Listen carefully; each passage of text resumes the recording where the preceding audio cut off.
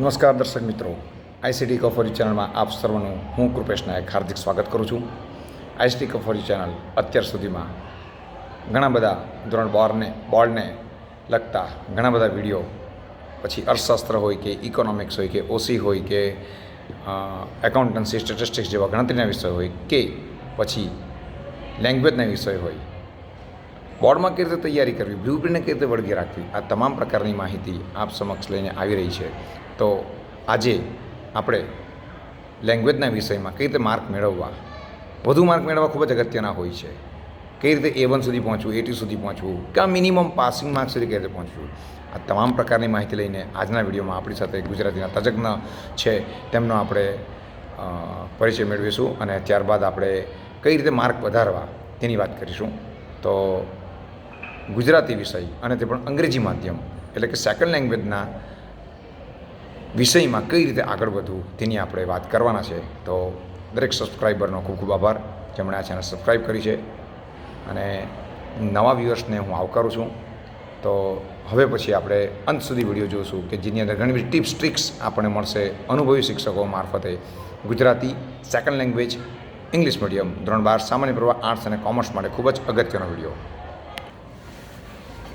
Gujarat secondary education board ફેબ્રુઆરી 2024ની પરીક્ષા ગુજરાતી વિષય અને બોર્ડની પરીક્ષામાં વધુ ગુણ કઈ રીતે મેળવવા તે માટેનો આપણે એક વિડીયો આ માધ્યમ દ્વારા બનાવી રહ્યા છે.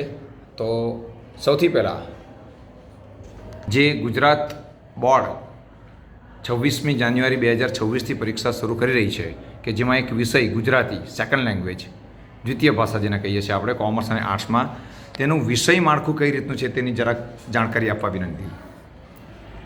ગુડ મોર્નિંગ વિદ્યાર્થીઓ. આપણે પહેલાં તો ગુજરાતી સેકન્ડ લેંગ્વેજના પેપરના માળખાની વાત કરીએ તો પ્રશ્નપત્ર 100 માર્ક્સનો હોય છે અને section A, B, C, D, E એમ 5 ટોટલ સેક્શન હોય છે અને બધા જ સેક્શન 20-20 માર્ક્સના હોય છે. એટલે વેટેજ બધા જ સેક્શનને સરખું આપ્યું છે. સેક્શન A અને B પદ્ય અને ગદ્ય એટલે કાવ્ય અને પાઠને આધારિત હોય છે અને સેક્શન C જે છે એ ઓબ્જેક્ટિવ ગ્રામર હોય છે જેમાં ટોટલ વ્યાકરણ આવે છે બધું જ. અને Eની વાત કરીએ તો એમાં અર્થગ્રહણ અને લેખન સજ્જતાના પ્રશ્નો આવે છે, જેવી રીતે પદ્યાર્થ ગ્રહણ છે, ગદ્યાર્થ ગ્રહણ છે, સંક્ષેપીકરણ છે, અહેવાલ લેખન છે, વાર્તા લેખન છે અને નિબંધ લેખન છે. એટલે કે રાઇટિંગ સ્કિલના પ્રશ્નો આવશે કે જે પ્રશ્નો વિદ્યાર્થીઓ મૌલિકતાથી એના જવાબો લખે છે. કુલ ગુણભાર દરેક વિભાગના કેટલા થાય છે? બધા જ વિભાગો 20-20 માર્ક્સના છે અને ટોટલ 5 સેક્શન છે એટલે 100 માર્ક્સનું થયું. બરાબર. હવે આટલા વર્ષોથી તમે પેપર તપાસવા જાઓ છો તો સામાન્ય કઈ ભૂલ વિદ્યાર્થીઓ કરે છે? ગુજરાતી સેકન્ડ લેંગ્વેજ છે, અકાઉન્ટન્સી, ઇકોનોમિક્સ, સાયકોલોજી કે હિસ્ટ્રી જેવા પેપરોની અંદર 80 માર્ક, 90 માર્ક, 100 માર્ક સુધી પહોંચી શકે છે સ્ટુડન્ટ, પરંતુ ગુજરાતી એક એવો વિષય છે કે જે લેંગ્વેજની અંદર માર્ક કપાય છે. તો કઈ બાબતો પર વધારે પ્રકાશ પાડવાની જરૂર છે? સૌપ્રથમ તો આપણે એ વાત કરીએ કે ગુજરાતી SL એ અંગ્રેજી માધ્યમના છોકરાઓ ભણે છે એટલે ગુજરાતી માધ્યમના છોકરાઓ કરતાં અંગ્રેજી માધ્યમના છોકરાઓ ભૂલો વધારે કરે છે. બીજી વસ્તુ એ છે કે વ્યાકરણની ભૂલોની સાથે સાથે એ લોકોનું જે લખાણ છે એ લોકોની જે આપણે કહી શકીએ છે એ પણ બરાબર નથી હોતી.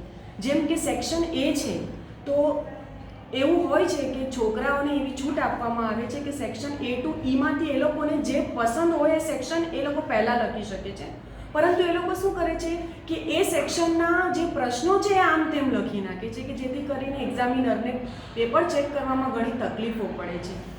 બીજી વસ્તુ એ છે કે સેક્શન D અને E એ બંને સેક્શન એવા છે રાઇટિંગ સ્કિલના કે જેમાં વિદ્યાર્થીઓએ વાંચવાનું હોતું જ નથી, ખાલી એ લોકોએ ઘરેથી નિબંધમાળામાંથી એ લોકોએ ફોર્મેટ જોઈને જવાનું હોય છે અને પોતાની મૌલિકતાના આધારે એ બંને સેક્શન લખવાના હોય છે.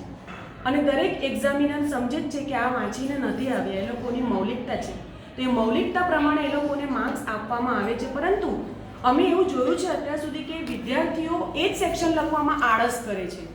જેમ કે સેક્શન ડી અને ઈ બંને 20-20 માર્ક્સ એટલે 40 માર્ક્સના સેક્શનમાંથી 20 કે 15 માર્ક્સ જેટલું એ લોકો છોડી દે છે. એટલે એક્ઝામિનરની પાસે બીજો કોઈ ઉપાય નથી હોતો કે એ લોકો પછી 0 જ આપે, કારણ કે એનાથી લગતું કંઈ એ લોકો લખે છોકરાઓ તો છે. એવું નથી કે બધું જ ટેક્સ્ટબુક આધારિત એ લોકો લખે તો જ માર્ક્સ આપવામાં આવે છે. એ લોકો મૌલિકતાથી લખે તો પણ માર્ક્સ મળે છે. એટલે જોવા જઈએ તો જો વિદ્યાર્થીઓ જો માર્ક્સ સ્કોર એ લોકોને જો કરવા હોય તો આ સેક્શનમાંથી પણ એ લોકો કરી શકે છે. બીજી વસ્તુ એ છે કે સેક્શન સી જે છે એ દ્વિતીય ભાષાના માળખામાં એવું છે, પેપર સ્ટાઇલ એવી છે કે સેક્શન સીમાં 15 માર્ક્સ જેટલા તો MCQ હોય છે. એટલે વિદ્યાર્થીનો ખાલી કન્સેપ્ટ જ ક્લિયર હોવો જરૂરી છે. બાકી તો એ લોકોને વિકલ્પો મળે જ છે. તો એ વિકલ્પોમાંથી જ એ લોકોએ સાચો વિકલ્પ પસંદ કરીને લખવાનું હોય છે. એટલે એ 15 માર્ક્સ તો એ લોકો માટે એ ચાન્સ છે કે એ લોકો 15 માર્ક્સનું જે છે એ ગ્રામર એ લોકો વ્યવસ્થિત લખે અને માર્ક્સ મેળવી શકે. બીજી વસ્તુ એ છે કે એ અને બી સેક્શન એટલે કે પદ્ય આધારિત અને ગદ્ય આધારિત. હવે એમાં એવું કહી શકાય કે જો વિદ્યાર્થી સ્કૂલે જતા હોય અને શિક્ષક જે પાઠ કે કાવ્ય ભણાવે છે તો એની સમજૂતીમાં, એની સારની સમજૂતીમાં જો વ્યવસ્થિત જો વિદ્યાર્થીઓ ધ્યાન આપે તો એ જે પ્રશ્નો આવે છે જેમ કે એક વાક્યના છે, પછી આગળ વિકલ્પોવાળા પણ 5 પ્રશ્નો હોય છે કે જેમાં કર્તા અને કૃતિ વિષયક જે વિકલ્પો પૂછાય છે, પછી એ લોકોને ટૂંકા પ્રશ્નો આવે છે અને સવિસ્તાર આવે છે. તો જો વિદ્યાર્થીને પાઠમાં કયા પાત્રો છે, પાઠમાં કઈ વાર્તા છે, કેવો વળાંક લે છે, ને વાર્તામાં શું છે એ લોકોને ખાલી ખબર હોય ને તો એ વિદ્યાર્થીઓ બહુ સરળતાથી એ જવાબો લખી શકે છે. ખૂબ જ અગત્યની માહિતી આપ આપી રહ્યા છો. બીજી એક બાબતોની જાણ કરવાની કે તમારું જે ટેક્સ્ટ છે, ગદ્ય પદ્યની વાત કરી એ અને બી વિભાગ, એમાં કોઈ એવા પ્રકરણો છે કે જેની પર વધુ ભાર આપી શકાય? ભાષામાં સર કોઈ એક પર્ટિક્યુલર એક ચેપ્ટરને વધારે કે ઓછું વેટેજ આપ્યું છે એવું નથી. કેટલાક પાઠ કે કેટલાક કાવ્યોમાંથી સવાલ જવાબ પૂછાય છે તો અને જે પાઠ કે કાવ્યોમાંથી જો સવાલ જવાબ નથી પૂછાતા તો એમાંથી એ લોકો ગ્રામર પૂછે છે. પરંતુ બધામાંથી માર્ક્સ તો કવર થયા જ છે અને પ્રશ્નો તો આવે જ છે. એટલે આપણે એક જ પાઠ કે એક જ કાવ્યને ભારણ વધારે કે ઓછું આપી શકીએ એવું નથી. જે વિભાગ ડીની વાત કરી તમે, ડી વિભાગ, એ 20 માર્કનું વેઇટેજ ધરાવે છે. એમાં કઈ રીતે તૈયારી કરવી જોઈએ? વિભાગ ડીની આપણે વાત કરીએ તો એમાં ગદ્યાર્થ ગ્રહણ અને પદ્યાર્થ ગ્રહણ, જેને આપણે પોયમ કોમ્પ્રિહેન્શન અને પેરેગ્રાફ કોમ્પ્રિહેન્શન કહીએ, તો એમાં વિદ્યાર્થીઓએ વાંચવાની જરૂર નથી. એક કાવ્ય આપ્યું હોય ને એના પરથી 5 પ્રશ્નો આપ્યા હોય તો વિદ્યાર્થીએ સૌપ્રથમ કાવ્યને સારી રીતે વાંચવાનું છે, એને સમજવાની છે અને પછી એને આધારિત જવાબ લખવાના છે. એટલે એને તૈયારી કરવાની જરૂર નથી હોતી. એવી જ રીતે ગદ્યાર્થ ગ્રહણમાં કે એક પેરેગ્રાફ આપ્યો હોય છે, એના પરથી 5 પ્રશ્નો પૂછાય છે.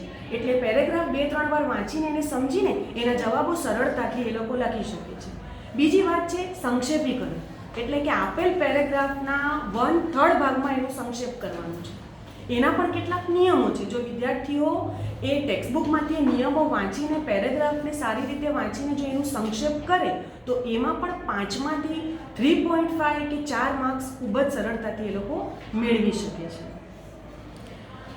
નિબંધ લેખન ખાસ કરીને, અને એ વિભાગ, ઈ વિભાગની અંદર કદાચ નિબંધ લેખન સાથેના બીજા કયા પ્રશ્નો છે, બહારના છે કે જેની પર વિદ્યાર્થીઓ ધ્યાન નથી આપતા અને આખું વર્ષ તૈયારી નથી કરતા, અને એને જો આપણે સમૃદ્ધ કરવું હોય તો શું કરી શકાય? એમાં નિબંધ લેખનની સાથે સેક્શન ઈની અંદર એ લોકોને વિચાર વિસ્તાર હોય છે સર. વિચાર વિસ્તાર એટલે કોઈ પણ પ્રખ્યાત એવા કવિ કે લેખક હોય એ લોકોની કાવ્યની 2 પંક્તિઓ મૂકવામાં આવે છે કે એ પંક્તિઓ વિદ્યાર્થીઓ પહેલાં સમજે, એનો અર્થ લખે, એની સમજૂતી લખે અને પછી એનું જે કંઈ કન્ક્લુઝન છે કે જે કંઈ બોધ છે એ વિદ્યાર્થી સમજીને આપે. તો આ જે વિચાર વિસ્તાર છે એમાં વિદ્યાર્થીઓને તકલીફ પડે છે, કારણ કે અમુક પંક્તિઓ એવી હોય છે કે વિદ્યાર્થીઓનો અર્થ શું છે ને સ્પષ્ટ થતો નથી એનો. તો એ તૈયારીમાં થોડી કચાશ રહી જાય છે. તો એના માટે હું માર્ગદર્શન વિદ્યાર્થીઓને એ આપીશ કે નિબંધમાળા છે એ નિબંધમાળામાં ઘણા બધા વિચાર વિસ્તારો આપ્યા હોય છે. એ વિચાર વિસ્તારો વાંચીને અને પંક્તિઓ જો કે જે છે એ જ પૂછાય છે, કંઈક વર્ષે એમાં અપડેશન આવતો નથી, કારણ કે જે સારા પ્રખ્યાત લેખકો અને કવિઓ પંક્તિઓ લખેલી હોય છે એ જ વિદ્યાર્થીઓ વાંચીને જવાની હોય છે. એટલે એના માટે જો એ લોકોને રસ્તો જોઈતો હોય કે ક્યાંથી એ લોકો વાંચે તો એ નિબંધ માળામાંથી એ લોકોને મળી જાય છે. નિબંધ કેટલા માર્કના પૂછાય છે અને તેમાં કઈ રીતે સ્કોર વધારી શકાય? જો વિદ્યાર્થીનીઓ સાહેબ પ્રાઇમરીથી નિબંધ લખતા હોય છે, પરંતુ આપણે 11-12 સુધી પહોંચે ત્યાં સુધી વિદ્યાર્થીઓને ખબર જ નથી પડતી કે નિબંધ કેવી રીતે લખાય. કેટલાક વિદ્યાર્થીઓ એક પેરેગ્રાફ લખે, કેટલાક 2 લખે ને કેટલાક 7-7, 8-8 પાના લખી નાખે, પણ એમાં જે વિષય વસ્તુ પૂછાયું છે, જે મુદ્દા પર પૂછાયું છે એની બહારનું જ વિદ્યાર્થીઓ લખતા હોય છે. પહેલી વાત તો એ કે એ લોકો એ પહેલાં વિષયને સમજે કે કયા વિષય પર નિબંધ પૂછાયું છે અને એ પ્રમાણે લખીને. બીજી વસ્તુ એ છે કે નિબંધને હંમેશા ફોર્મેટમાં લખવામાં આવે છે, પેરેગ્રાફમાં લખવામાં આવે છે, ના કે સળંગ લખવામાં આવે છે. જેમ કે સાહેબ શિયાળાની ઋતુ કે શિયાળાની સવાર એવો કોઈ નિબંધ પૂછાઈ જાય તો વિદ્યાર્થીઓએ પહેલાં 2 પેરેગ્રાફમાં તો અન્ય ઋતુઓનું પણ વર્ણન કરવાનું હોય છે કે આપણા ભારતમાં આટલી ઋતુઓ છે ને આનું આટલું આગવું મહત્ત્વ છે. પછી જે મુદ્દો છે કે જે શિયાળાની સવાર છે એના પર એ લોકોએ નિબંધ લખવાનું હોય છે.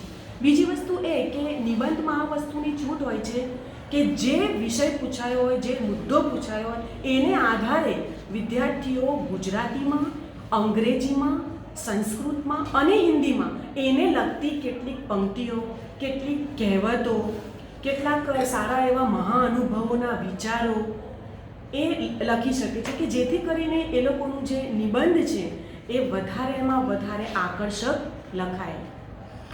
ખૂબ સરસ માહિતી આપો છો. હવે બીજી એક બાબત, અગત્યની બાબત, A1 A2 સુધી પહોંચવું છે, 80 અપ સ્કોર કરવા છે, 90 અપ સ્કોર કરવા છે, ગુજરાતી વિષયમાં પોસિબલ છે? આ બિલકુલ પોસિબલ છે સર. અત્યારે છેલ્લા 3 વર્ષમાં અમે દ્વિતીય ભાષાના જ્યાં પેપર ચેક કરવા જઈએ છીએ ત્યાં 91 સુધીના માર્ક્સ વિદ્યાર્થીઓને મળ્યા છે ને એ પ્રમાણે એ લોકોએ મહેનત પણ કરી છે અને સારામાં સારી રીતે લખાણ પણ લખ્યું છે, સ્વચ્છતા જાળવી છે, કન્ટેન્ટ જેટલા માર્ક્સનું પૂછાયું છે એટલા માર્ક્સનું જ લખ્યું છે. કેટલીક વાર વિદ્યાર્થીઓ એવું કરે છે કે 3 માર્ક્સનું પૂછાય ને એમાં લખે એ લોકો 10 માર્ક્સ જેટલું અને 10 માર્ક્સનું પૂછાય તો એમાં લખે એ લોકો 3 માર્ક્સ જેટલું. સવિસ્તાર પ્રશ્નના ઉત્તર જણાવો. તેમાં શું ટિપ્સ તમારી હશે કે કઈ રીતે એ પ્રશ્નના ઉત્તરને સમૃદ્ધ બનાવો કે જેથી કરીને આંખે ઉડીને વળગે એ રીતના પેપર સેટરના માઇન્ડ સેટ થાય?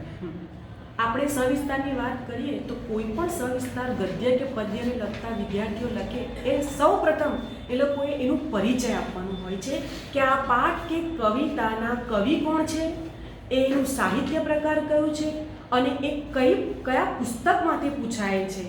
કેટલાક વિદ્યાર્થીઓ એટલી બધી તૈયારીઓ કરે છે કે જે જન્મ અને ફેમસ બુક એમણે જે લખેલી હોય એ પણ એ લોકો લખે છે. એટલે આ પરિચય આપવો બહુ જરૂરી છે કે જેથી કરીને એક્ઝામિનરને પહેલાં તો એ ખબર પડે કે વિદ્યાર્થી બધું જાણે જ છે કે આ પાઠના લેખક કોણ છે અને કવિ કોણ છે, કે કાવ્યના લેખક કોણ છે કે કવિ કોણ છે. અને પછી સેકન્ડ પેરેગ્રાફમાં એ લોકોએ જે મેઇન આન્સર છે એ લખવાનું હોય છે. અને હું તો એ લોકોને એમ પણ કહું છું કે સમાપન પણ કરો કે જેથી કરીને તમે તમારી રીતે મૌલિકતાથી સમાપન આપો કે આ પાઠમાં આવી રીતે એનું કન્ક્લુઝન આપો. એ રીતે ફોર્મેટમાં તમે સવિસ્તાર પણ લખો કે જેથી કરીને એક્ઝામિનરને ચેક કરવામાં સરળતા રહે. છેલ્લા 2 સવાલ. સૌથી પહેલાં કે અત્યારે જે રિઝલ્ટ છે, અત્યારે જે પરિણામ છે, અત્યારે 70 દિવસ પછી એક્ઝામ શરૂ થશે, 70 થી 80 દિવસનો હજુ સમયગાળો છે, તો અત્યારે જે પરિણામ છે તેના કરતાં 10 થી 15 માર્ક પણ વધારવા હોય કોઈ જે પોઝિશન પર છે તેને માટે શું કરવું જોઈએ? હું તો એટલું જ કહીશ સાહેબ કે જે કાવ્ય અને પાઠ છે એના એક વાર એની સમરી જે સાર છે એ લોકોએ ફરીથી એકવાર વાંચવાનું કે જેથી કરીને 20 માર્ક્સના જે એ અને સેક્શન બી છે એની તૈયારી બરાબર થઈ જાય કે જેમાં એક વાક્યમાં ટૂંકા પ્રશ્નો અને સવિસ્તારમાં એ લોકો ક્લિયર રહેશે. ત્યારબાદ સેક્શન સીમાં જે ગ્રામર છે એ ગ્રામરનું જે કન્સેપ્ટ કે એની જે ટેક્સ્ટબુકમાં વ્યાખ્યાઓ આપી છે એ વ્યાખ્યાઓ પણ એટલીસ્ટ એ લોકો વાંચી જશે ને તો એ લોકોને જે MCQ આવશે ને એમાં સરળતાથી એ લોકો જે વિકલ્પો સાચા હશે એને પસંદ કરવામાં એ લોકોને સરળતા રહેશે. ત્યારબાદ સેક્શન ડી અને ઈની વાત કરીએ તો એમાં કયો નિબંધ કે કયા પદ્યાર્થ ગ્રહણ કે ગદ્યાર્થ ગ્રહણ આવવાના છે એ વિદ્યાર્થીને ખબર નથી એ ટેક્સ્ટબુકની બહારના જ હોય છે. તો એના માટે ફક્ત હું એક જ સલાહ આપીશ કે એ લોકોએ ફક્ત રાઇટિંગ પ્રેક્ટિસ કરવાની છે, કે જે કંઈ એ લોકો પાસે મટીરિયલ છે એમાંથી એ લોકોએ વાંચવાનું છે, કે એ લોકોએ ખાલી આઈડિયા લઈને જવાનું છે એક્ઝામ રૂમની અંદર કે આ નિબંધ છે કે આ અહેવાલ છે કેવી રીતે લખાય, એનું ફોર્મેટ શું છે. હવે ટેક્સ બેઝ જે તમારા ગદ્ય પદ્ય છે અને જે ટેક્સ સિવાયનું એનું વેઇટેજ કેટલું હોઈ શકે પેપરમાં, એટલે ટેક્સના કેટલા પર્સન્ટેજ હોઈ શકે અને બહારનું જે અર્થ વિસ્તાર સંસ્કૃતિકરણ એનું પ્રોપોર્શન A, B અને C એટલે કે પદ્ય વિભાગ, ગદ્ય વિભાગ અને વ્યાકરણ વિભાગ, આ 3 સેક્શન એટલે કે ટોટલ 60 માર્ક્સના જે સેક્શન છે એ ટેક્સ્ચ્યુઅલ હોય છે. ઓકે. અને બાકીના જે 20 એટલે કે જે અર્થગ્રહણ અને લેખન સજ્જતાના જે સેક્શન D અને E છે એ બધા ટેક્સ્ટબુકની બહારના હોય છે. એટલે એમ કહેવાનો અર્થ કે 40% ટેક્સ બહારનું છે જેની પર ફોકસ કરીએ તો પણ આપણા માર્ક વધે ને આખું વર્ષ છોકરાઓ માત્ર ટેક્સ બેઝ કરે છે એમાંથી 60% પૂછે જે પૂરેપૂરા માર્ક સ્કોર કરી શકતા નથી અને જે ખરેખર કરવા જોઈએ તેની પર મહેનત થતી નથી.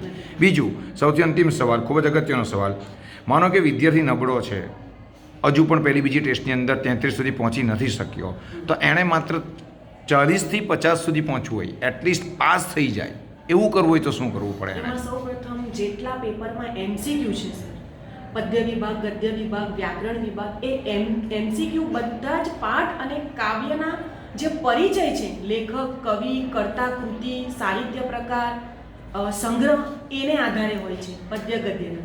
તો એ છોકરાઓ જો વ્યવસ્થિત રીતે ઇન્ડેક્સ જે છે ટેક્સ્ટબુકમાં એ બરાબર વાંચી જાય તો એ સેક્શન A અને B માં જેટલા MCQ છે એમાં એ લોકો સ્કોર કરી શકે. ત્યારબાદ સેક્શન C જે 20માંથી 15 માર્ક્સના MCQ આવે છે એ પણ એકવાર એ લોકો જોઈ જાય, જે ગ્રામરના જેટલા ટોપિક છે એ બધા એકવાર જોઈ જાય તો એ સરળતાથી એ MCQથી પણ એ લોકો માર્ક્સ સ્કોર કરી શકે છે. ત્યારબાદ D અને E ની વાત કરું તો જો વિદ્યાર્થીઓ વ્યવસ્થિત રીતે જેટલા પણ D અને E ના પ્રશ્નો આપ્યા છે એ પોતાની મૌલિકતાથી પ્રયત્ન કરીને લખશે તો 33 માર્ક્સ તો ખૂબ જ સરળતાથી એ લોકો પ્રાપ્ત કરી શકશે. ખૂબ જ માસ્ટર કી આપે જાણ કરી. હવે એક બાબત કે શું પ્રશ્નપત્ર પૂરું લખે છે વિદ્યાર્થીઓ? ઘણા બધા છોકરાઓ નથી લખતા, ઘણા બધા એ લોકો આખા સેક્શન છોડી દે છે, એને માટે જ ભાષામાં ઓછા માર્ક્સ આવે છે. પરંતુ એની કમ્પેરિઝનમાં જોવા જઈએ તો અમુક છોકરાઓ એવું લખે છે કે એક્ઝામિનર ચેક કરતાં પણ થાકી જાય કે હજુ કેટલું ચેક કરવાનું બાકી છે. એનો મિનિંગ કે આખું પ્રશ્નપત્ર લખશો તો 100% તમારા ટાર્ગેટ સુધી તમે પહોંચી શકશો. 100%. સંપૂર્ણ પેપર પૂરું લખીને જ આવવું જરૂરી છે. દરેક વિભાગને સંપૂર્ણ ન્યાય આપવો. કદાચ ન આવડતો પ્રશ્ન હોય તો શું કરવું? એટલે આપણે સેક્શન D તમને સાહેબ પહેલાં પણ મેં કહ્યું કે D અને E માં તો ન આવડે એવો કોઈ પ્રશ્ન વધારે હોતા નથી, કારણ કે એમાંથી જ એ લોકો શોધીને લખવાના હોય છે. ત્યારબાદ MCQ છે, એ લોકો જે ન વાંચ્યું હોય સાહેબ, સવિસ્તાર ઉત્તરો જે લખવાના તમે વાત કરી, સવિસ્તારમાં મોટા લખવાના હોય છે. માનો કે જે પ્રશ્ન વાંચીને ગયા છે એને બદલે કંઈ બીજો જ આવે છે તો એ તબક્કે શું કરવું? એ પ્રકરણના અમુક પ્રશ્નો આવડે છે એને, પણ જે પ્રશ્ન કરીને ગયા છે તેને બદલે બીજો આવી જાય અને આપણે એક બાજુ કહીએ છીએ કે આખું પ્રશ્નપત્ર લખીને આવો, તો એ તબક્કે વિદ્યાર્થી શું કરશે? સેક્શન A અને B માં જે પદ્ય ગદ્યને લગતા જે પ્રશ્ન પૂછાય ને તો એમાં છોકરાઓને ટ્વિસ્ટેડ કોઈ પણ પ્રશ્ન પૂછાય જવાબમાં સારા જ આવે છે. એ લોકોને પાત્ર બરાબર ખબર હોય ને વાર્તા બરાબર ખબર હોય તો જવાબ સાચા જ હોય છે સાહેબ. જે અત્યારે વિદ્યાર્થીઓ ધોરણ 12માં કે 10માં પરીક્ષા આપવા જઈ રહ્યા છે તેમને માટે કોઈ સ્પેશિયલ મેસેજ તમારા તરફથી? હું વિદ્યાર્થીઓને એટલું જ કહીશ કે ટેક્સ્ટબુકમાં જેટલા પણ પાઠ અને કાવ્યો છે એ એકવાર એના સાર જે છે એ વાંચીને જવા. ગ્રામરમાં પણ ભલે એ લોકોને 5 ટોપિક છે ને એમાંથી 3 પણ આવડતા હોય તો એ લોકો 8 થી 10 MCQ તો આરામથી એના જવાબો એ લોકો લખી શકે. ત્યારબાદ એક જ પ્રયત્ન એ લોકોએ કરવાનું છે કે કંઈ પણ છોડવાનું નથી. A to E માં જેટલા પણ પ્રશ્નો આવે એની વધારેમાં વધારે ટ્રાય કરીને એ લોકોએ લખીને જ આવવાનું છે. ઓકે, ખૂબ ખૂબ આભાર તમારો. દરેક વિદ્યાર્થીઓ આ જો ટ્રિક્સ ને ટિપ્સ અપનાવશે તો ગુજરાતી જેવા લેંગ્વેજના વિષયોમાં પણ તમે 80 જેટલા, 100 જેટલા, 90 જેટલા અથવા તો જ્યાં છે તેનાથી 10 થી 15 માર્ક વધશે ને વધશે. ચોક્કસ હું આશા રાખીશ. ખૂબ ખૂબ આભાર તમારો. હા, તો દર્શક મિત્રો, આપ સૌએ નિહાળ્યું આજે ધોરણ 12 સામાન્ય પ્રવાહ કે જેમાં અંગ્રેજી માધ્યમ માટે ગુજરાતીનો વિષય સેકન્ડ લેંગ્વેજ જે અંગ્રેજી માધ્યમના વિદ્યાર્થીઓ માટે કઈ રીતે સરળ બનાવવો અને કઈ રીતે એ વિદ્યાર્થીઓને લાભ આપવો, આ તમામ પ્રકારની માહિતી આપણે નિહાળી. જોતા રહો, હસતા રહો. Kripesh is here not fear. યાદ રાખજો, Kripesh is here not fear. અગાઉના વિડીયોમાં આપણે ગુજરાતીના જે બાકીના વિષયો છે, 10માના પણ વિષયો બાકી છે, તેના પણ આપણે આ જ રીતના વિડીયો જોતા રહીશું. હસતા રહો, રમતા રહો. આઈસીટી કફરી ચેનલ આપનો ખૂબ ખૂબ આભાર માને છે. આભાર.